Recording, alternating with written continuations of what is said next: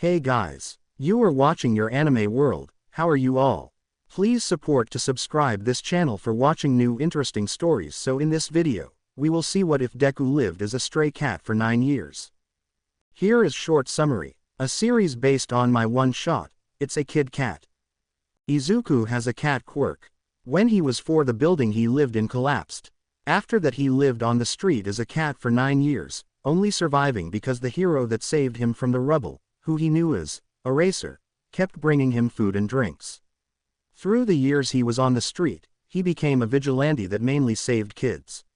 When Eraser found out the cat was the missing kid, he took him in. But before we start, if you want more stuff like this, then be sure to subscribe and like this video. And if possible share this video with your friends. Now let's start the story. Izuku sat in the back of the car as Hisashi drove them to Ua. The summer holidays had ended and Izuku was still not sure how he actually succeeded in the entrance exam for the most elite hero school in the entirety of Japan. But he'd just have to keep the excitement inside for the time being, because they had arrived. Hisashi immediately went to his classroom, not wanting to be late on the first day of the year, while Shota took Izuku to the teacher's lounge. You'd think that after having lived with the 2 pro heroes who were also teachers, for almost 2 years, they would have taken Izuku to Ua and the teacher's lounge before. But they hadn't. They probably would have if Izuku hadn't had to catch up on so much regular stuff. Izuku had had to progress in walking as a human, which was going better. He could now go on a usual walk up to around 3 hours without his legs or ankles giving out from beneath him. He still stumbled somewhat, but he's still learning after all, so he's still in the stage of progression. And if he tripped over his own feet 3 times during the walk from the garage to the lounge, his dad wouldn't dare utter a word.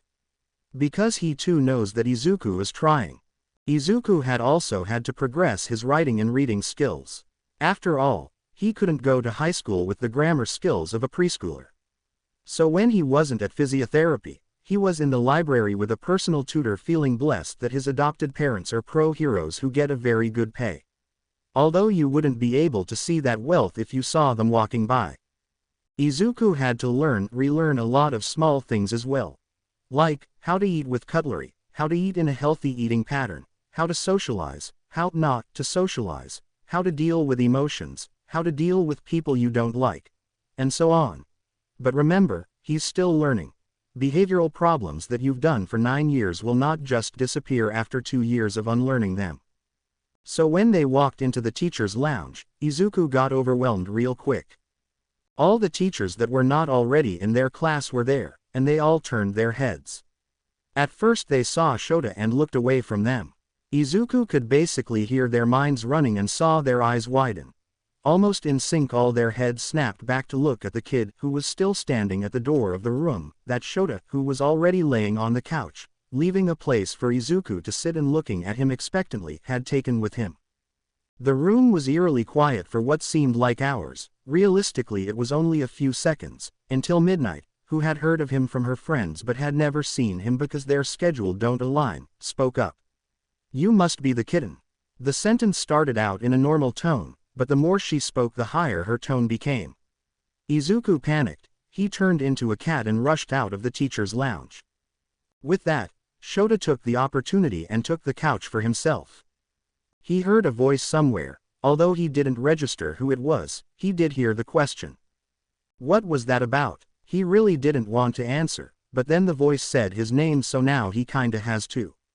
Unless he just pretends he's already asleep. Yeah, that's a good plan.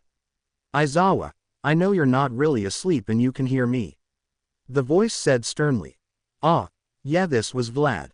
That's my kid," he said, and that's all the explanation any of them got, because Shota just went back to ignoring everyone. The room became chaos real quickly.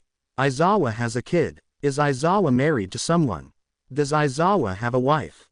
I thought Aizawa was gay. Is he biologically his child? And so on. Basically all the answers Shota ignored, and Nimari didn't feel like answering. So none of them ever got any answers. Meanwhile Izuku sprinted down the hall and up some flights of stairs to where Hisashi was. While running his panic mainly went away, until he found himself on the roof. He turned back into a human. Tears pricked in his eyes as he realized. He doesn't know where Hizashi's classroom is, and he doesn't know how to get back to the teacher's lounge. He doesn't know how long he was there. At this point he was actively crying. He was scared, and just wanted to go back to his parents. He thought about going back inside and asking someone where he could find them, but they would probably laugh at him, think it's a joke, and not take him seriously. Suddenly he remembered the last time he was at an actual school, the last time he actively tried to talk to people. The time he realized he didn't want his quirk. The day after he got it. He was so excited to show everyone. He had begged his mom to let him dress up as a cat boy. Which wasn't so easy with cat vocals, but he succeeded. He arrived in class and kept standing at the front of the class, just like how everyone else did when they just got their quirk so they could show it off. Everyone sat down in their chairs and looked at him curiously. Once everyone was seated, he turned into a cat, jumped on the teacher's desk and turned back. Arms in the air as to say, "Tada!" He heard a ton of "AAWES" from the room. And it was amazing. Until the questions came. Can you turn into other animals? Izuku shook his head, still extremely excited about all the attention he was getting. Iced that kinda lame. Izuku's confidence dropped, but he still smiled, because Kachan stared at him with stars in his eyes. Kachan loved cats. Yeah. It's kinda lame. Izuku didn't care what other people thought, as long as Kachan thought he was cool, or cute, or adorable, he didn't care. He didn't. He could be my kitty sidekick. Kachan yelled. And everyone started laughing at them. Which led to a lot of explosions. What do you say, Zuku? Kitty guard sidekick, he said after exploding bullies. And Izuku wanted to say, yes. But what came out was a MREAUW. And he laughed. Kachan laughed at him. He had tears in his eyes from laughter. Izuku's everlasting smile dropped. This was the first time in his life he hadn't smiled at school. And everyone joined Kachan's laughter. Izuku shifted into a cat and hid under the teacher's desk. That's where he spent the next 2 weeks. He didn't listen to the teacher trying to get him away from there. After a few days his seat under the desk upgraded to on the teacher's lap while no one ever stopped laughing, and then his home crumbled to the ground. Iida came to Ua half an hour early, only to figure out that the door to his class was still locked. So he went to try and find the teacher's lounge. The only thing keeping him from doing that was, there were no maps that he could see. Who makes a school and doesn't put emergency maps in every single possible location? Impossible. The only other thing to do was, of course, to wait by the door. Or go and roam the huge building that has no maps. Naturally Iida found himself in search of civilization inside the walls of Ua. He must have been walking for 15 minutes when he heard something on the roof. It sounded like a crying kitten, although the intake of breaths did not sound like a kitten. It sounded weird. Almost human, but very distorted. It sounded like whatever was crying on the rooftop was having a hard time breathing. For a second he thinks about finding out what the noise is. What is crying? What makes this humanized distorted sound? But then he saw that he had 7 minutes left to get to class and decided against it. He didn't want to be late on his first day at Ua. That would be unacceptable. However curious he was, curiosity killed the cat. He walked into the class noting that the door was now open, but the teacher was nowhere to be seen. What he did see, however, was a blond boy disobeying the rules and resting his feet on the desk. How dare he rest his feet on the desk? He deserves a scolding. And that is exactly what Iida gave him. Shota woke up to the sound of his 10-minute alarm. He hated that alarm, especially now it's going 5 minutes earlier than usual, because he was probably gonna have to pick up his kid from Hizashi's classroom. So that's where he headed. He saw some kids on his way. Why are first years always so small? Although, if he thought about how tall Izuku is, these first years were pretty tall. Even some of the girls were taller than him. Making his way to Hizashi, Shota could feel dread tugging at his stomach.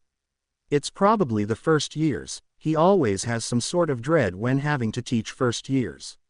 So he didn't think about it too much. When he arrived at Hizashi's classroom he immediately started speaking. His husband's class was told their first day would be in the gym where Hisashi would go later, so there were no students in his office. None at all. Hey, I gotta get the key. Wait, none at all. Where's Izuku? Hisashi was just typing some lesson plans on his computer when Shota came in. Hey, I gotta get the key. Where's Izuku? Hisashi stared at his husband for a moment. Izuku wasn't here. What do you mean? He asked Shota. Hisashi could see the panic in Shota's eyes grow with the second. He stormed out of the teacher's lounge the moment we came in. I figured he'd go to find you.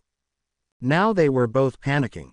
Izuku was not with Shota, not with Hisashi, had run away an hour ago, and no one had registered a suspicious mute child roaming around. Together they started brainstorming of where he could have gone, or rather, ended up. In the end they decided to go to Nedzu. The rat has cameras everywhere after all. He told them there was motion detected on the roof, although no one should be up there right now. The roof only had a motion sensor as the fence around it wasn't a good spot for cameras, and the box thing around the stairs had nothing they could connect any to. But the poles on the corners of the fence were big enough to put small motion sensors, so with lack of a better option, they opted for that. The heroes basically ran to the rooftop in hopes that the movement they had caught there was indeed their kid. Shota even using his capture weapon to get to the top of the stairs and swiftly round the corners to get there faster, evidently leading to Hisashi falling behind a bit. But that doesn't mean he was going slow. He was still remarkably faster than the regular civilian. He does run around chasing after villains after all. When Shota heard the cries of a humanized kitten on the rooftop, he went up even faster than he was already going, if that was even possible. Upon hearing a landing, Izuku turned around. He wished he could tell his dad what was going on, but he couldn't. He knew. He still told him though. He told him that he couldn't find Pops, that he got lost, that he doesn't want to go to school anymore, that he's scared of what others think, that he doesn't want to be made fun of. Somewhere during his story Hisashi had arrived. His dads didn't interrupt him. They wished just as much as him that they could understand him when he was talking, but they couldn't. The meows and cries were all they heard. Hey, Shota began once the kid had stopped talking. It'll be all right, you're safe with us. He thought of saying, we will help you through it, but he couldn't help him through something, if he had no idea what this something was. At least he could say, it'll be all right, because he would make sure it'll be. Iida had gotten everyone quiet with a few seconds to the bell. 3 minutes after the bell, however, the teacher still wasn't there and the class had gone back to talking. Where was the teacher? This is completely unacceptable. The teacher was to arrive on time, especially on their first day. And don't think he hadn't noticed the chair of a certain Yamada was still empty. Iida despised people who cared so less that they didn't even care about being late to class on their first day. He was once again having a fair argument with the blonde boy, who he now knew as Bakugo K, as was listed on the seating plan at the teacher's desk. If the teacher wasn't going to do his job, Iida would gladly take that responsibility that they clearly couldn't handle off of their shoulders. Just as he once again stood at the teacher's desk to get everyone to quiet down again, a young boy walked in with a, probably, homeless person. Are you two lost? Iida asked. The whole class was silent in an instant, looking at the two people who had just come in.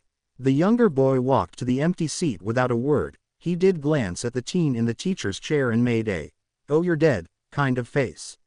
So that must be Yamada.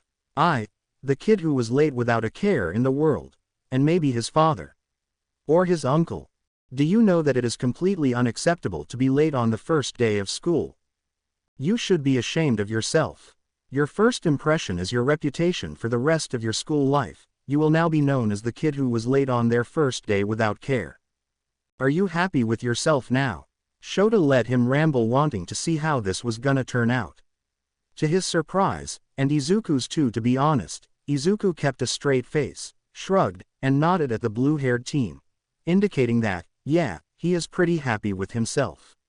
Whether that was true or not, no one needed to know. He had just been crying for an hour. Iida opened his mouth to say something, probably something insulting, again. However, Shota was faster than him. What do you think you're doing at the teacher's desk? Kid. He really put the emphasis on the Kid. Iida looked taken aback at the comment from the man who he had thought to be homeless. The teacher never showed up. I'm just being the responsible person here. Shota's voice lowered dangerously. Well, your teacher is here, so get to your own seat before I expel you, you hear me?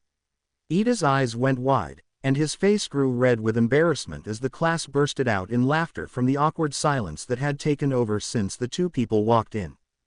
The blue-haired teen quietly speed-walked to the seat which, on the seating plan, had said, Iida. T. And with one death stare from their newly arrived teacher, the class was quick to shut up. My name is Aizawa Shota, hero name, Eraserhead. I will be your homeroom teacher for however long you achieve to stay here. There were some quiet gasps heard throughout the room, either from the bluntness, or from the fact that this is a pro hero.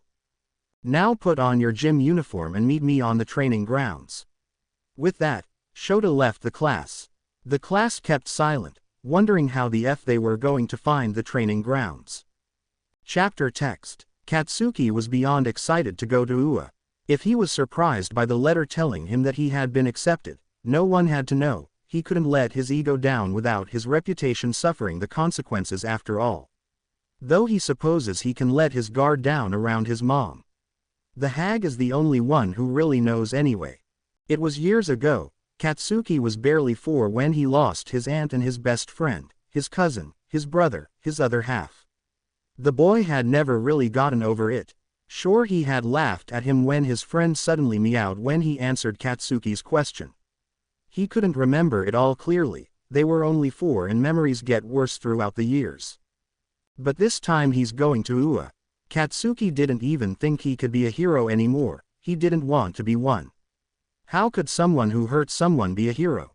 But he'd never stray from the path to being a hero. He had to do it in honor of his cousin, who was supposed to always stay at his side, but would never be able to. His brother would have been a better hero than he could ever be. He walked through the prestigious building, on his way to his class, heart rate silently spiking as he thought about having to walk this road alone, wondering what would have happened if the building had never crumbled, if he had never laughed at his other half. He got lost, in thought and in the building. Katsuki had no idea where he was and there was no one around him to show him the way. Not that he would have asked, he's not beeping incompetent, he can do this all on his own. He kept walking and silently thanked himself for taking the early bus. He walked further and saw teachers sitting in a room. They could help him get to the class. He turned and speed-walked the other way. He walked more, and longer, and faster, and he got to a hallway with a ton of doors that he hadn't seen before, although he swore he had been here before. He looked through the way too tall hallway, at the way too big to be normal doors, and saw the one that said, 1A. His heart rate spiked again as he thought, this is it. He composed himself, opened the door, and walked into the classroom. Seemingly he wasn't the only one who opted for the early bus, so he had enough time to find his class. Already sitting there was a pink-cheeked girl, a grape head. How the hell did a grape head get into UA? Not even mentioning class 1 beeping. A normal-looking girl with a black ponytail, and a frog girl. Oh, you must be a classmate as well. Pink Cheeks started. You can find your seat on the seating plan at the teacher's desk, we did that too. Ponytail continued. Katsuki scoffed at the girls. They look like they've never faced hardship in their lives, and they will probably be talking about shit like honesty, and equality, and everyone's the same. Katsuki hates that stuff. Despite that, he did opt to listen to them and took a look at the seating chart to find his seat. On the seating chart he saw that he was seated in the second seat from the front, next to the window behind someone named Hagakuri. T. Next to Jiro. K. And in front of Yamada. I. For some reason the name, Yamada, sounded weirdly familiar, although it could have just been his imagination. So he shrugged it off, went to his seat, and sat down comfortably by putting his feet up on his desk and leaning backwards in his chair. And now he just wanted to sit back, relax, and enjoy his day of school, when all of a sudden he hears this agitating, grating voice. How can you be so disrespectful? I don't know if it's your personality or just your ego, but you need to turn it down, just like your feet. Put them down. What did the blue cotton candy just say? Oi, if you have a problem, Why don't you write it down on a piece of paper and give it to me, you psycho? The blue cotton candy walked away and apparently did as Katsuki had said, all while mumbling, "What a moron," and he came back moments later with a piece of paper. Katsuki took the paper, smiled softly at the cotton candy, and slightly folded open the paper before crumbling it up and shooting his shot into the bin without looking away before he could even read what the boy had written down. Having thrown the paper away, Katsuki put his everlasting scowl back on. With a minute left before the bell rang, everyone had arrived, except for that Yamada kid that was supposed to sit behind him. And the teacher. So of course, the cotton candy went and took over the beeping class. Until Katsuki's Lord and Savior opened the door, because he did not want to have to listen to this nutcase for another second. He looked up to who opened the door and, OMG, WTF, is that who he thinks it is? It better not be. The person that looked like his brother, that looked like Izuku, went to sit in the seat behind him. Yamada. No, it can't possibly be. Zuku's name is Midoriya. But again, he can't help but feel the name Yamada is familiar. But he probably just thought that because the face he now had with the name was familiar. Yeah, that must be it.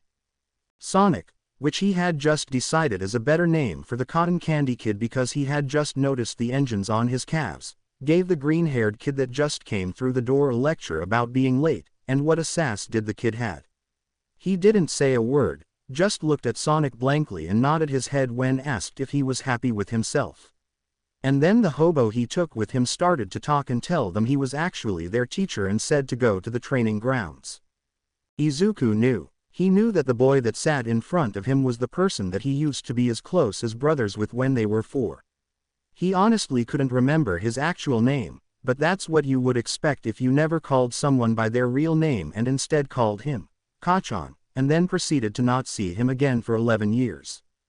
The last time he saw Kachan was when he had come over to his home for dinner the day before that same home crumbled to the ground. They hadn't spoken. Izuku had felt incredibly hurt by Kachan laughing at his quirk when he needed him to be on his side. Everyone was already making fun of him. Izuku had complimented Kachan for his quirk at least a billion times in the first minute he knew of it. He felt hurt and betrayed, and he was totally valid for that. Thank you very much. Aside from the very small teeny tiny grudge he felt, Izuku did want to be his friend again. He wanted to be as close as brothers again. But he didn't want to make the first move. He didn't want to start talking, not like he could. What he could do was write down a note and put it on his desk. No, that's stupid. Kachan always threw notes away. He didn't want to deal with that shit, was the excuse he always told Izuku when he asked why he had thrown letters into the trash.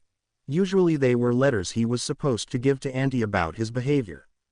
But that aside, they all needed to go to the changing rooms to change and then go to the training grounds. Izuku decided he didn't want to get lost on his own again, so he walked in the middle of the horde of people looking for the changing rooms. By walking in the middle, he won't be the one getting everyone lost, if they got lost, and he won't be able to lose the group. If they lose the group, it's a foolproof plan. Well, almost, for you see, if you're in a new class, the first thing people will do is try to make friends, but Izuku doesn't want to speak, he literally can even, and he doesn't want them to ask questions about it. When all of a sudden he hears this agitating, grating voice. Hello again. My name is Iida, I have a few things to ask you. God no, not this Sonic kid. The Sonic kid, no, that's mean. Iida was quiet for a while, and Izuku realized he was waiting for him to introduce himself. Oh no, Izuku's mind went blank while he reached for his phone and showed Iida the lock screen. Izuku found it was easier to just show people a lock screen that said, I am mute, than opening the notes app and having to type out a whole explanation and wait for them to read it. Not much to his surprise, Sonic wannabe, no, stop saying that, Iida began talking again. Oh, well, I appreciate you telling Emma, showing me.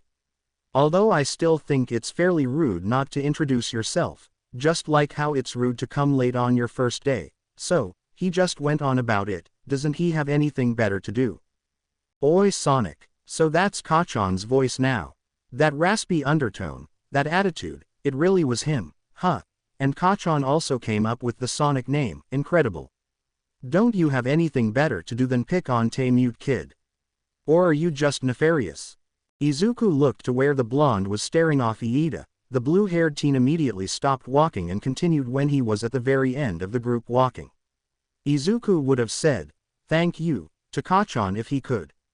But for one, Kachan was already in the front again, and two, Izuku did not want to call him over only to hear a beeping, meow, come out of his mouth. Once everyone had found the changing rooms, they all changed into their gym uniforms and headed to the training grounds where Shota was waiting for them. The teacher then started explaining that they were gonna be doing regular gym exercises like they did in middle school, only now they'd be allowed to use their quirks. Some kids looked to be trembling from excitement. The worst one was that Bakugo kid. Others seemed to be disappointed by the fact those were just kids without combat quirks. Shota was observing everything he could to see who had the least amount of potential. "Bakugo, you got first place in the entrance exam," the teacher began, already hearing little pops going off in the blonde's palms. "What was your furthest ball throw in middle school?" The blonde stood proudly as he said, 25 meters. Shota didn't give a real answer to that. Instead he continued explaining, "Throw this ball as far as you can while using your quirk." The boy stepped up to the front and basically yanked the ball out of his teacher's hands. He got into a throwing stance while silently praying to make an impressive throw. He can't be less than the greatest. His ego would never approve of that. He threw the ball normally and sent a big explosion after it to give it a boost. It went pretty far and he was proud of it. He turned to his teacher and said teacher began talking again. 705.2 meters. Not bad. We will be doing these kinds of activities. I expect you to do your absolute best. At the end, whoever comes in last place will be expelled. He heard gasps coming from the kids, and he saw the fear in their eyes. Good. If they're not scared, they have no right to be here. But then he saw that Yaoyorozu kid look at him with disbelief. "You," he called out to her, "Yaoyorozu." Her eyes went wide. Me. Great, now the kid had some fear in her eyes. It's beautiful. Don't think I won't do it. Last year I expelled my entire class on the first day. Get in line, we're doing a long jump first. The kids were pretty good, better than Shota had expected to be honest. Everyone had one thing they succeeded in more than another thing, but that was to be expected from first years. For example, Bakugo and Aoyama cleared the sandbox from the long jump. Iida, aside from his ability to make Shota hate him, was the fastest in the 50-meter dash. Mineta used his quirk creatively in the repeated side steps, using them as trampolines. Shoji stood out with the grip test, gripping an impressive 540 kg. Uraraka threw an infinity ball when it was her turn in the ball throw exercise. Izuku had outstanding stamina in the distance run, being the only one to complete it. Shota was just watching as Izuku crossed the finish line while everyone else was eating or drinking something to regain their energy, when Bakugo suddenly screamed at the top of his lungs. "Okay, cut the crap. What the actual beep Zuku?" Shota turned his attention to Bakugo, who seemed to be screaming at Izuku. As the teacher looked over the rest of the class, he saw that he wasn't the only one watching the blonde. Everyone had turned around to look at him and some of the children shot glances at him as well, probably waiting to see if he's gonna do something about it. Bakugo was silent for a few more seconds, looking at Izuku as if the kid had just killed his entire family, before he let out a groan in annoyance and dragged the other teen into the changing rooms. "If anyone follows you will have signed your death certificate." And with that the two boys were gone. Deciding that what was gonna happen was probably going to be worth it in the long run, Shota didn't follow and instead continued telling the kids the stances on the board. "Mineta, you can finish your lessons today, however, I will not have you back tomorrow. Tomorrow you should go by Nedzu's office, he will decide what you will be doing from then on. Whether it's support, aid, or gen ed, is entirely up to you and Nedzu." The boy began ugly crying. Loudly. He was basically screaming at this point. Had he never had his dreams crushed before?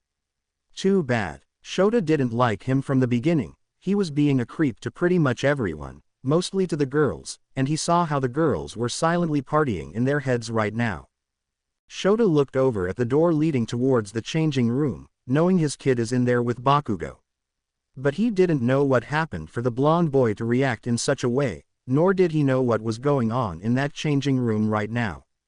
He wanted to give the boys some space and privacy to have their obviously private conversation, so he told the class to do their own thing until this class was over.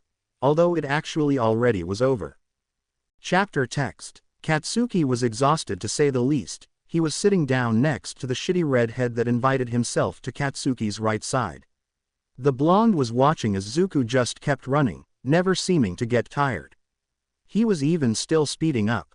How? Maybe it's another cat thing that he can do because of his quirk. His stupid, absolutely stupid beeping quirk. When he zoned back into the real world, out of his thoughts, he saw that Izuku had just finished the course on his own. No one else finished it. That's it, he had to confront Izuku. Okay, cut the crap. What the actual beep, Izuku? He yelled, louder than he anticipated. That may have grabbed the attention of someone. He turned his head just slightly to see everyone staring at him. He's not about to out the problems of both him and his best friend, if he can even still call him that, to the entirety of the class. So Katsuki opted to drag him into the changing rooms. As he pulled Izuku along, he heard a confused squeak coming from the kid, making a sound that humans should never be supposed to make. He pushed Izuku into the room and yelled, "If anyone follows you will have signed your death certificate."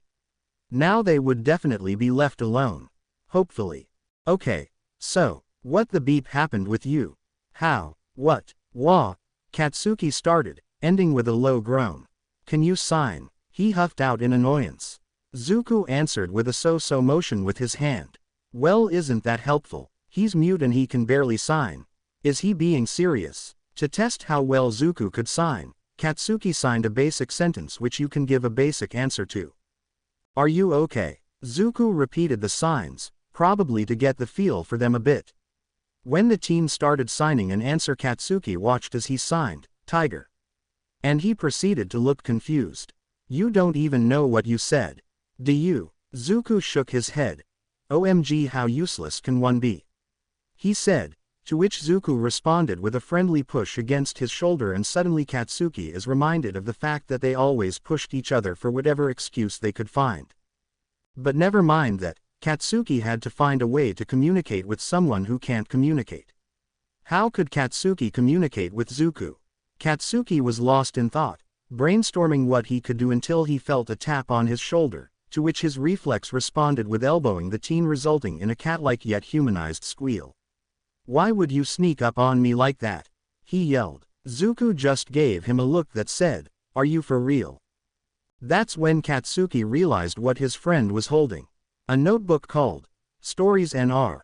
37 feet and a pen.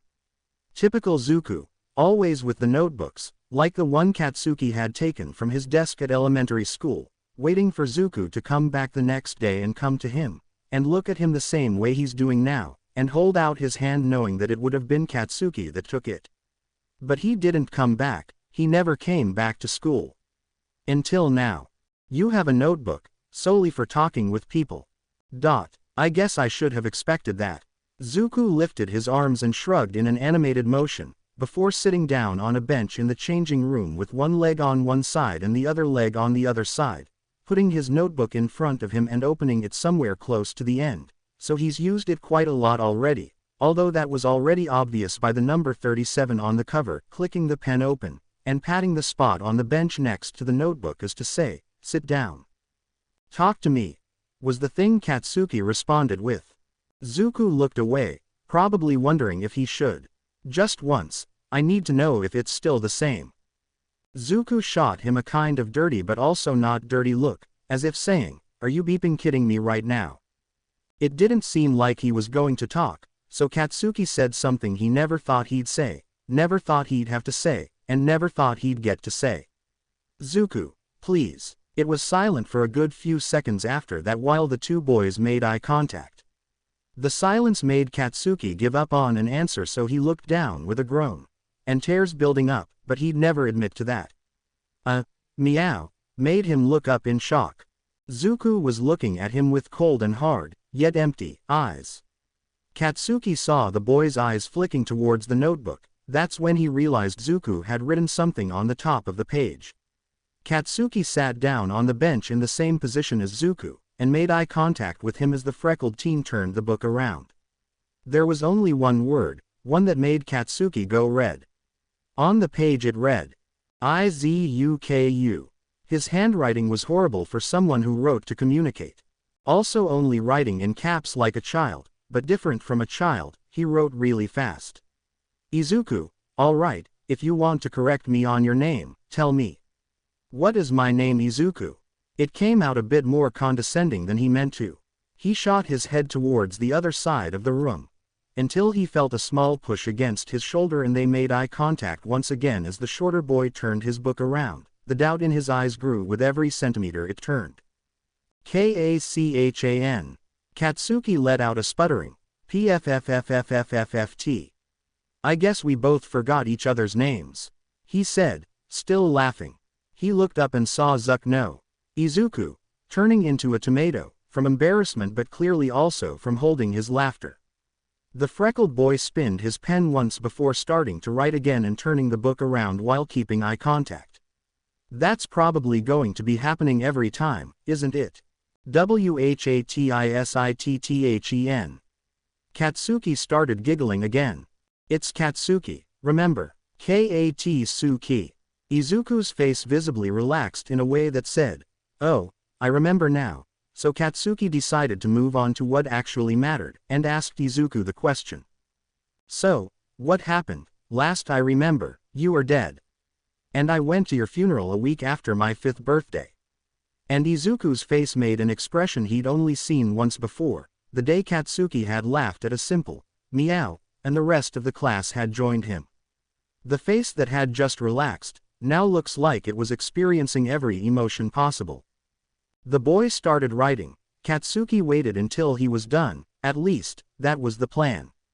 But this damned Shrekwanab took so beeping long. Whenever he thought the boy was finally done writing and turning the book around, he'd turn the book back and add something again.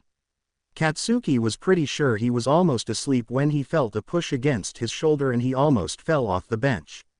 Oh I almost fell, you piece of shit, he yelled as he saw Izuku roll his eyes. Once again they made eye contact with each other while the book was turned around. The nerd looked like he was ready to slam the book closed, grab his shit, and run off. When the book stilled for a few milliseconds, Katsuki slammed his hands on top of Izuku's and made him turn the book around. He then wrapped his hands around the boy's wrists and basically threw them off of the book, which he picked up and started reading. Reading this handwriting was making Katsuki furious. Words were just misspelled entirely. There were no periods, or commas, or small letters. Some letters were overlapping each other, some letters were backwards. In conclusion, Izuku can't write well either. Damn, is there anything you can do? He asked. Instantly he saw Izuku's mouth fall open and he got a push against his shoulder, harder than the last one, and once again, he almost fell, and he would have if Izuku hadn't caught him. That said, the freckled-faced gremlin grabbed his hair and forced his head down to continue reading. Katsuki must have had an error, because what in the FNAF lore had he just read? Exclamation mark. Izuku had told him everything. From the quirk malfunctioning, to the still going on lessons he got to catch up on the most normal stuff that, usually, people say that it's useless to learn. Like grammar, punctuality, walking, reading, writing. They only say that because they've already learned it. He had told Katsuki how he survived, how he turned into a vigilante, although he wasn't allowed to do that anymore, and how he's got adopted by 2 beeping pro heroes. Now he also remembered what made the name Yamada so familiar. Izuku had always listened to Mike's radio station and had shown Katsuki every new thing he found out about the hero, like his name. Yamada Hazashi. There was no way that this story wasn't made up, so he went to Aizawa-sensei to confirm everything Izuku had writ. Wait, when did he start saying, Izuku, again? He's going to slip up a ton of times, isn't he? Shota was just about to give in and end whatever the changing room boys had going on. It had been long enough by now. But just as he opened his mouth to call everyone's attention, Bakugo came out of the changing room, basically sprinting towards him and calling for everyone to go change, you beep heads. And Shota would have been scared if he hadn't been teaching Hellspawn for the past couple of years. And by teach he meant expel, of course. and if Bakugo's attitude kept being as explosive as his quirk, he didn't have long left at UA. That's for sure. Everyone, go change back into your usual uniform, I will meet you in the classroom. Shota told the class, because why would they listen to an explosive teen sprinting out of the changing rooms with a less explosive but way more quiet and polite teen running after him looking like he would much rather have stayed home that day. If Shota would have had to talk with a kid like Bakugo for around 20 minutes, he knows he would have felt the same way. He would have felt that way before talking to him as well, but hey, he actually always felt like that. The boys waited with him until the whole class was gone. Shota had to tell Hagakure to go away, after everyone else had already left, because he knew he hadn't seen a floating uniform with the group of teens walking away. After he was double sure everyone was gone, he looked at the two boys. Explain. Bakugo just straight up shoved Izuku's notebook into his face without saying a word. Shota read over the pages and the words on it. Izuku. Kachan. Whatitithen. And then, about an entire page of what looked like scribbles, of course they were words though, just unbearably misspelled, he recognized his kid's handwriting. Shota skimmed through the story and recognized it as what happened after the kid's home crumbled down. He still had no idea what was wrong with the blonde though. What? He said. Is that true? The explosive teen exploded. Shota shared a look with Izuku, who just shrugged and looked at the ground diagonally. Yes, he just said, and Bakugo seemed to just have imploded his brain. Chapter text. What the hell had he done? Izuku had wanted to keep on the down low about everything that he told Katsu. He hadn't seen him in 11 years, why did he feel such an urge to tell him everything? He just doesn't understand. Same as that he doesn't understand the homework his physical therapist had given him. He needed to walk for half an hour. He probably already had that half an hour after school but he decided that it didn't count, so he went on a walk. After 10 minutes his legs felt like jello, and he had to heavily resist the urge to walk the remaining 20 minutes as a cat. But this exercise was to help him walk while not in cat form. Can't he just go through life as a cat? He'd done it for 9 years and he had been totally and completely fine. Mostly. But that's besides the point. Izuku wants to stop walking, but he also wants to get that half an hour in easily at some point, so he keeps going.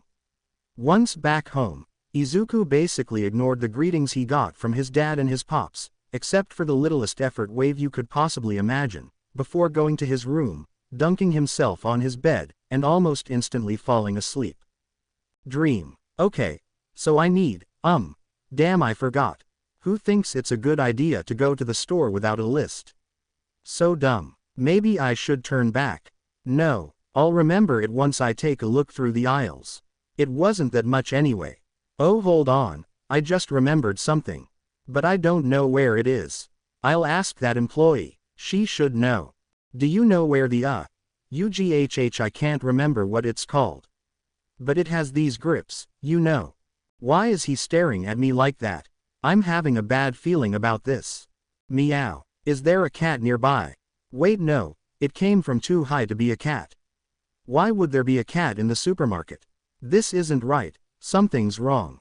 Are you okay? What the beep? Why is her mouth doing that? It shouldn't be able to open that wide. Is that a leg coming out? OMG, her mouth is just opening wider and something pitch black is coming out of it. What the heck is that? More importantly, why can't I move? I need to leave. I want to leave. Please, I gotta move. Great, now I'm crying again. Why am I such a crybaby? Can I really not stop crying for 10 minutes? Please let me leave. It's out. Why is it so big? It's coming closer. Why is it coming closer? Stop it. He's like 5 times my size. Let me move. Stop. No meow. T-O. Meow. Please let me OWWW. Meow. Meow meow meow. Stop crying. It's making it worse. Meow. Why am I meowing? I don't meow. I don't want to meow.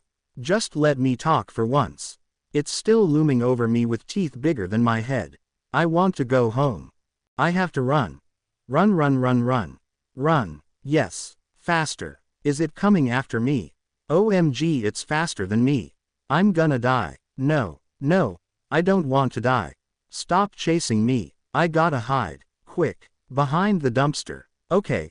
It's okay. Just breathe. Breathe in, breath out. Is it gone? I can't see it. But, everything looks different now. Was this dumpster this big when I went behind it? Why is everything so big? Stop. I think I see it again. Please don't find me. Leave me alone. I know you're there. Just come out. No, no. I don't want to. I won't come out. Wait. Where did it go? Two big hands are picking me up. No, let go. Let me go. BP, stop crying. What do you? Meow. From me. There, kitty. It's okay. I'm just taking you back. Kitty. I'm not a kitty. I'm 15. I'm not a kitty. Put me back. Leave me alone. I don't wanna go with you. WHO or you. Put me back. I don't. I want mama. Why can't I go to mama? Here you are. No. Don't put me in the playground, please don't. It dropped me. I'm falling. I gotta leave. I gotta. MREOW. Izuku yelled. He woke up springing up in his bed, soaked with his own sweat and tears. That's when he realized he was in cat form and he switched back quicker than he's ever done before. All he's trying to do now is calm his breathing. It was just a dream. But what if that monster was still out there? What if it was under his bed? Maybe it was beside him and he couldn't see it because it was dark. He had to turn on the lights, but had to calm his breathing first. He was trying so hard yet he couldn't get it under control. Tears started flowing from his eyes. His waterworks worked like faucets. His bedroom door flung open, almost off of its hinges, and in came Shota. Dad. He sat in front of him, with his hand on Izuku's knee. There, Izuku. It's okay, I'm just checking up on you. Izuku started shaking. It felt as though there was no air actually reaching his lungs. That voice, that sentence. He loved his dad but he couldn't be near him right now. Unable to think of a solution, or to calm down his breathing, Izuku kicked Shota in the stomach. Shota had done nothing wrong. Why did he do that? Dad didn't deserve that. Was Izuku just that much of a horrible person? Maybe. Hey kid. Come now, it's okay. That was Hisashi. Pops. He slowly took Izuku's paw in his hand. When had he changed again? He doesn't want to be a cat. He tried, and tried, but couldn't change back. Hisashi pulled Izuku onto his lap. Softly and lovingly, he started stroking Izuku's back. Izuku cried. Did he cry again, or was he still crying? Izuku didn't know. He just kept his eyes closed and listened to his pop's calm, soft, and loving words. Shota was teaching his homeroom class. He did not want to do work today, because he would have to work with the most obnoxious being that's ever existed. He doesn't know how people like him. He's way too loud to be likable. He actually does get it, but he just doesn't want to admit that the absolute buffoon they call All Might is actually quite a good pro. Why does Shota hate his guts? Well, let me explain. It's because I am here. That is why. Coming through the door like a normal person. All Might burst through the door. Said door slamming against the wall next to it. How do you slam open a door like that? All Might is here to give you your first hero training class, where you will be practicing with your quirks to make them stronger. Put on your PE uniforms or your hero costumes that you send in at the beginning of the year, and meet All Might on the training grounds.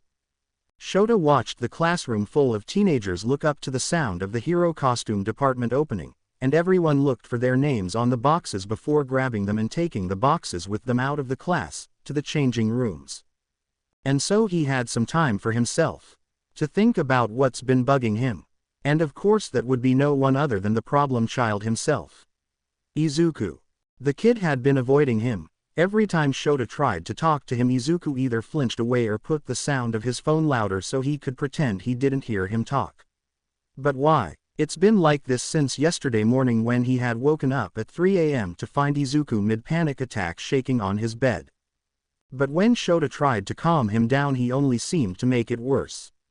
Hisashi ended up helping, but the weirdest of this all is that he usually wants Shota to help him through it over Hisashi.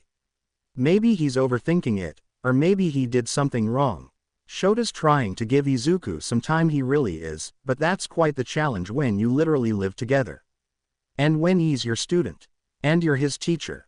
He just hopes that whatever got Izuku to panic like that, and not shift into cat form at all after he calmed down, wasn't going to haunt Izuku forever.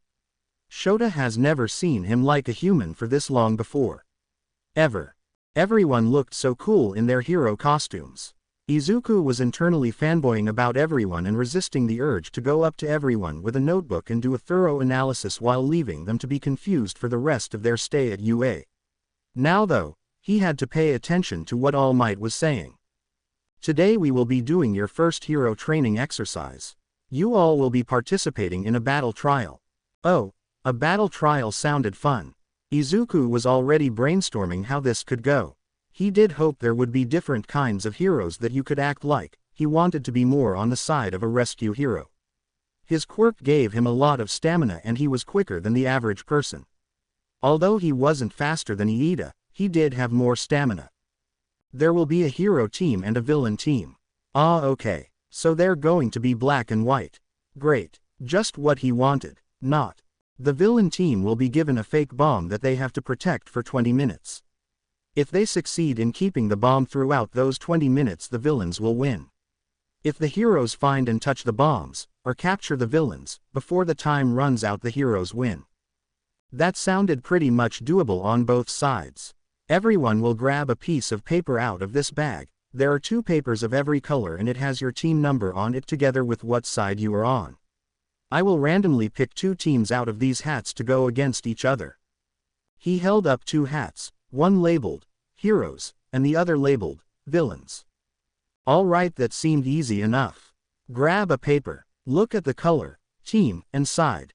Find his teammate, strategize, and, hopefully, win. He can do that. Izuku walked somewhere in the middle of the group, not wanting to be first, but also not wanting to be last. When it was his turn, he stuck his finger inside of the bag and grabbed a piece of paper. It was red, and it said, Team Heroes, on one side, and Team 3 Feet on the other side. Now to find his partner. The boy walked towards the side of the field where all the people that already had their papers were gathering, and trying to find their own partners. It was chaos. Pure and only chaos. Who's got pink? I've got green. Yes, green. Come here. Purple here. Purple here. Purple where? Where are you? WHO said pink. Beep. Izuku did not want to participate in this. And apparently his teammate thinks the same about it, because now everyone has gotten their paper and is yelling for their teammate. Izuku has heard every single color imaginable, even various shades of purple, green, and pink. But not a single person had yelled anything about any shade of the color red. What is he supposed to do now? At first he thought of going up to All Might and going, "Hey, I can't find my teammate. Can you help me?" But there were at least 3 things wrong with that. He would have to simply go up to beeping All Might. It's up to him to find his teammate. Not up to All Might. Izuku can't beeping talk. Suddenly the yelling had stopped, and turned into calmed yet excited chatter. Izuku found that this was the perfect moment to look around, looking for someone else that was still looking around. He found them, and oh no, they're much taller and chunkier than him. And scary looking. He was hunched in on himself, but still. Big, chunky, scary. I'm ready to go home now. Kota was overwhelmed with all the yelling that was happening. Yet not a single word about his color. Red. Did his teammates see that he had red and just go to the teacher to see if they could be teamed up with someone else? He wouldn't blame them. His quirk isn't really suited for this exercise. Did anyone even know his quirk though? It could also be that one mute kid, but he was standing suspiciously close to 2 other people. Maybe his teammate was there trying to team up with them instead of him. The mute kid had gotten a reputation of being a bit competitive. They'd be better off being teamed with him rather than Kota. Wait, no, he shouldn't think like that. They shouldn't have a real impression of him yet. And if they did, and they decided they didn't like him within the first week or so, they shouldn't be in this occupation. Period. That's when the mute kid turned around and locked eyes with him. The freckled boy looked down, glancing at his red piece of paper, and Kota did the same. looking down a bit, glancing at the other's red piece of paper. The boy just stood there staring at him, so he felt like he had to make the first move. At least now he knew why he didn't hear yelling. That's quite the relief if you would ask him. He started moving towards the mute kid, who hurriedly started looking around at anything and anyone but him. Maybe he already knew his quirk was stupid. How could this random kid know anything about his quirk though? Hi, he said as he stopped walking when he was just in front of the boy close enough that he could be heard. He was aware that his voice wasn't that loud. The mute boy looked up at him, looking kind of confused. In the mind of Izuku, OMG, his voice is not fitting with his face. Maybe I was scared for nothing. I think we're partners. We both have red, he said again, trying not to let the anxiety be heard in his voice. The mute boy nodded. Gosh, he really should stop with calling him the mute boy, and ask his name, shouldn't he? Would he know sign language? So Kota started signing the question, "What's your name?" And the boy just looked around. He had watched Kota sign and he didn't answer. How is he mute, but can't sign? He thought while silently sighing and closing his eyes. But when he opened them again, the mute boy was gone. He looked around and saw the boy scurrying away towards the changing rooms. Had he done something wrong? Kota sat down on the ground pulling at the grass, waiting, hoping his teammate didn't actually bail on him. If he was going to have to do this alone, he would surely be pulverized by the quirks of his classmates. Just when he had lost all hope of having a teammate, the mute boy came back with a notebook labeled, Stories 38 Feet and a pen. He opened the book at the first page and there was already something written. SORRYMYOTHERNOTEBOOKWASFULL ICANTSIGNWELL STILLLEARNING. How could someone at their age still write like that? But then again, his teammate hadn't bailed on him. Chapter text. All Might picked the first team out of the hero bag. It was an orange paper.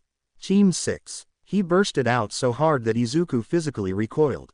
He looked around and saw two people, way too excitedly, walk forward together to stand next to the teacher. Izuku really had to learn people's names because they've been in class together for what? Almost 2 weeks, and he doesn't know anyone's names. One of these two people was a boy who had blonde hair with a black lightning strike running through it. Gosh, that looks so cool. And the other one was a girl that was almost entirely pink, if not for her eyes. Is that part of her quirk? Well, whoever they were, they had way too much energy for so early in the morning. Young Kaminari and young Ashido will be the hero team for round 1. Izuku almost forgot All Might was here as well. Don't worry, that screech had made him remember. Time to pick the villain team now. The old man put down the bag with hero teams, and picked up the other bag which was labeled, Villains. Izuku watched him reach in and grab a yellow paper. Team 2. Izuku was 100% sure he was going to hear All Might's voice boom in his head as he'd fall asleep that night. If he'd fall asleep. That all aside, the freckled team looked around again to see Kachan and another pink girl. This time it was just the girl's hero suit, not her skin. She looked like one big bubble. That looks so cute on her. Ah yes, young Bakugo and young Uraraka make up the villain team for round 1. Could this man please shut up for a bit or turn his voice volume down? Izuku felt like he was going to have a concussion from just listening to this man talk. Just like that, Izuku slapped his hands over his ears as All Might started talking again, explaining where everyone was expected to go. Once in the observing booth, Izuku pulled out a notebook seemingly out of the air for anyone who was watching, named, Hero Annalises, -9 feet. If he ever found the villain that was responsible for destroying his notebooks, that bitch will get some whooping. They won't know what hit them. Oh, and killed his mom. They will not get away with that on Izuku's watch. Izuku just started over with his notebooks once he got adopted by Hizashi and Shota. Anyway, he flipped the notebook open and quickly started writing down what he already had in mind before the match started. Izuku went up in his writing so much, he didn't notice when his own teammate was trying to get his attention. After about 5 minutes of trying to get the boy's attention, Kota stopped. Izuku was snapped out of his head when he heard All Might's voice boom throughout the observation room, sending shivers down his spine. Immediately he paid attention to what was happening in the match, somehow still not hearing his own teammate talking to the other people in the small room about how he thinks Izuku might be ignoring him. He was focused on writing down whatever he saw happening on the screen. More specifically, he was watching Kachan for more detailed notes as he had somehow remembered what he had written down when he was 4. Which wasn't a lot. He wasn't using his quirk though. That's disappointing. While Kachano, Katsuki, was walking around, Izuku started looking at the other people. The pink girls were fighting each other. Great. Note time. The first pink girl, I think All Might called her Sean. Anyway, the girl with the pink skin was shooting acidic stuff around, melting pretty much everything that it touched. Whether it was actual acid, or something else that was mainly made of acid, he would have to ask her. Anonymously of course, with a note in her locker or something. The bubblegum-looking girl, wasn't her name Ra Duka? Doesn't matter, she was flying. But her quirk couldn't just be that she could fly, because everything in the room with the bomb was also flying. How did she get things to float? Izuku hadn't been paying attention to her at the beginning, and now he's suffering the consequences. He looked around the cameras and found the lightning kid, Ri. Not even going to try with that one, he was trying to pry open the door to the electrical thing. What was he gonna do there? It was locked, so that would take a while. Back to Kachan, still walking around. That's too bad. Maybe he could write down some questions for the girls in the meantime. For the pink-skinned girl, what is the stuff she shoots? Can she only shoot it from her hands? Can she control the HP level? If she can she cook with it? Does it burn her, or is she completely immune to her quirk? Can she melt human flesh, or does it become less fatal when it comes into contact with skin? If it does, can she kill animals? Catch, Suki, was still walking. Lightning Kid still struggling with the door. 14 minutes on the timer. Could the bubblegum girl make other people float, or just herself and objects? How is her quirk activated? Could she make something float in the room next to her? If she could, was there a distance limit for her quirk? Can she float something that was stuck in the ground? Is there a limit to how long she can make something float? Do the things she makes float go down automatically, or does she have to put them down somehow? If she does have to, how? Is there a limit for how many things she can make float at once? Katsuki was still walking, although he was more like half running, or speed walking at this point. He was not enjoying this exercise. The lightning boy was still Struo. He had just opened the door. Good work. The boy put his hands on the machinery, and electrocuted the entire system. So his quirk has to do something with electricity. Does it also have to do something with the lightning bolt in his hair? Can he just electrocute things, or also power things? Could he do something as simple as charging devices? If it also had to do something with the lightning bolt, could he make lightning? Could he charge electricity through objects? Why wouldn't he charge it through the floor, or through the door then? He probably couldn't. Does it sting him when he uses it, or is he immune? If he was immune, could he be hit with a lightning strike and survive? Could he channel the lightning strike and aim it onto something else? So many great questions. 8 minutes on the clock. Come on, Kachan. Everyone was just walking around now. The pink girl had eliminated the bubblegum girl in the fight they had, so it's just her and Lightning Boy against Katsuki. Who, apparently, was horrible at hide and seek, because what was he doing on the top floor? The time ran out and nothing had happened. Izuku was starting to fall asleep until he heard it. Time up. Villain team wins. So he snapped his head up and saw Kachan walking out of the building looking extremely annoyed. Chapter text. All Might was grabbling in the hero bag once again. Even though the only one paying attention to what team was next was Izuku. He just wanted to learn about everyone. He watches as All Might pulled out a green piece of paper and he immediately protected his ears. He wasn't quite far away. Team 1 for the hero team, round 2. He boomed out. Everyone was paying attention now. 2 teens walked towards All Might. One boy with split red and white hair, reminding Izuku of a candy cane.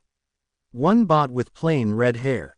But now actually ginger, probably dyed, who was actively trying to talk to the other, who in turn ignored the heck out of him. Team 4, villains in round 2. Izuku hissed at the booming sound, way too loud for his sensitive ears. Putting his hand over said ears, closing his eyes, and putting his head down as if that would help in lowering the volume. Some people should really have a mute button. When Izuku looked up again he saw another 2 people on the other side of All Might. A purple-haired girl with weird ears, would that be part of her quirk? And Sony Iida, he saw Iida. Good thing he already had some notes on Iida's quirk. After some research he had found he is the younger brother of pro-hero Ingenium, and he had quite a similar quirk, so it wasn't that hard. Not to say that the candy cane looker didn't look familiar. Izuku knew he was the son of Endeavor. He just doesn't like Endeavor. And never made notes on him because one time when he was on one of his vigilante sprees, he had come across the man being in trouble and tried to help him, which he did, only to, almost, get arrested, because while he was helping the man, said man had sent an emergency text to the police. The beeper. Everyone went back to the booth, except for the 2 teams that were next up, of course. Maybe Izuku should start strategizing with his teammate. Why didn't his teammate try to strategize with him? Did he not want to win? Did he not care? Was he just that socially awkward? Did he not know how to address him? Izuku thought there was no reason as to why his teammate hadn't come to him. Had he made a bad first impression? Was that the reason? Izuku surely hoped that wasn't it. Izuku looked around for what did he say his name was. Did he even mention his name?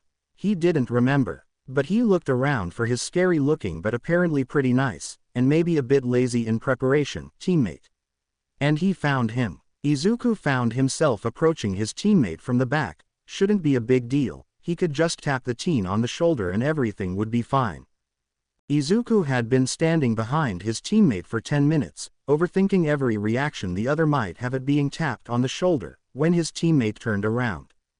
Not just that, but his teammate jumped a hole in the air at suddenly seeing Izuku there and then proceeded to fall off of the turning chair he was sitting on, reading a book with stray dogs. Izuku was confused and annoyed. He didn't really have his heart out towards dogs. And these dogs he knew. He met them in the 9 years he was homeless. They bit the carton box he was staying in to shreds, while he was having a nightmare about his dead mom, and proceeded to make fun of him for it. Kota was just reading his book when he got jump-scared by his teammate who stood stock still behind him. I thought he was ignoring me. Why is he here? He thought as he climbed back onto his chair, not noticing entirely how the dogs were growling and throwing swears like it was no man's business. Beep off. One of them, ye hold on. No, that wasn't one of the dogs. That was a cat's voice. Kota had become pretty good at telling different animals apart though their voices and ways of talking. Chipmunks talked really fast in high tones. Dogs were almost always a bit growly and lower in tone, but always very much talked per emotion. And a cat was higher tuned, but now really high, and so, oh so sassy. And almost always annoyed. He looked around for the cat, but instead found Izuku kicking the dogs until they ran away. Hey, someone yelled behind them, and they grabbed a hold of Izuku who was about to sprint after the poor dogs. What is your problem? They're just dogs. They did nothing to you. I get maybe you're a cat person, or you just don't like dogs, but you don't just beat them up. That is animal abuse. Kota watched as Mina grew more and more angry at Izuku who just kept trying to race after the dogs. The dogs who were now actively laughing at him. Kota tried to listen to what they were saying. Look, he can't do anything now. Are you seeing his face? Yeah, he's even uglier now. Did these dogs know him? Are you mad, kitty? Kitty, what do they mean with kitty? Miss your mommy, kitty. The last, kitty, was said, snarling at Izuku who, when Kota looked over to, had murder in his eyes. He could only see it on the boy for a split second before there was no boy to be seen. Just a fluffy black cat, who was actively scratching Mina, the poor girl. She let him drop and the black cat ran at the 2 dogs, who immediately became hostile towards him. Kota and Mina gave each other a look of pure shock before looking back at the small, fluffy black cat, and the 2 big German shepherds. Kota watched as the cat scratched the dogs' noses, and watched in horror as the two dogs both jumped on top of the cat and started nibbling. And that's when he remembered, stray dogs are no stranger to eating small cats. He called them, but it didn't work, so instead he just ran towards them so he could pull them apart. But he wasn't needed, he realized when he saw the two dogs recoiling, one without an eye. They growled and ran away. When he looked back at the cat, he saw Izuku. "Bitchy beepers," he said, but Izuku was mute. Right, maybe he just imagined it, there is no way a mute person could talk. But he was going to pay attention to it from now on. He took a deep breath and blew it out. That was something. Izuku got back to the booth. He was still pissed, but he really wanted to make these notes. He looked at the cameras and saw that he came back just in time. He was really excited about the purple-haired girl's quirk. All Might didn't even mention their names this time. So annoying. The starting alarm went off and the entire building was frozen in seconds. The purple girl with her ears stuck in the ground, while standing straight up.